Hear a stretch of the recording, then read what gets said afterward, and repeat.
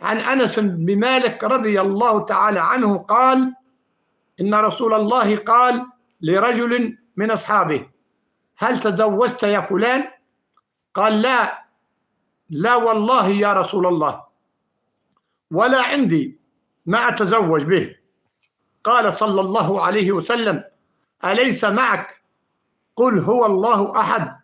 قال الرجل: بلى يا رسول الله.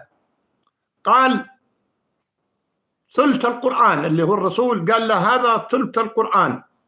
ثم قال صلى الله عليه وسلم: أليس معك إذا جاء نصر الله والفتح؟ قال الرجل: بلى يا رسول الله. قال رسول الله: هذا ربع القرآن.